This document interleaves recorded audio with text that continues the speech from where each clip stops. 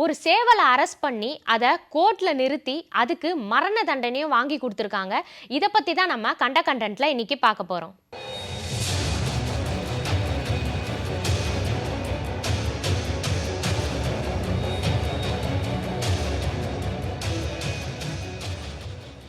பொதுவா கோழி தான் முட்டை போடும் அப்படின்ற ஒரு விஷயம் நம்ம எல்லாருக்குமே தெரியும்.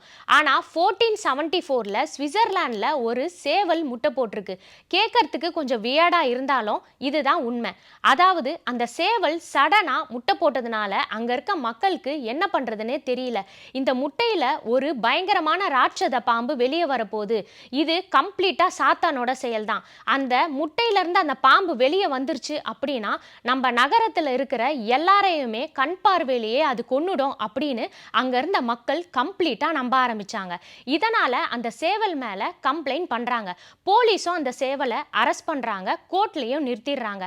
இந்த சேவலுக்காக ஒரு அட்வொகேட் ஒருத்தரும் வாதாடுறாரு. ஃபைனலா இந்த சேவல் தான் குற்றவாளி அப்படின்னு கோர்ட்ல தீர்ப்பும் வந்துருது.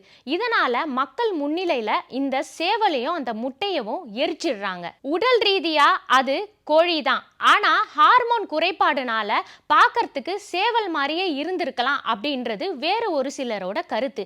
இதே மாதிரி வேற எதனா கேசஸ் இருக்கா அப்படின்னு பார்த்தா 1906ல ஆஸ்திரேலியால ஒரு நாய் அவங்களோட ஓனரை கடிச்சே கொன்னு இருக்கு. இதனால அந்த நாய்க்கு 1 வருஷம் சிறை தண்டனை விதிக்கிறாங்க. மேலும் 1836ல பிரான்ஸ்ல ஒரு பெண் பன்றி ஒரு குழந்தைய கொன்னு இருக்கு. இதனால அந்த பன்றியை அரெஸ்ட் பண்ணி கோர்ட்ல நிறுத்தி அதுக்கு மரண தண்டனை விதிக்கிறாங்க.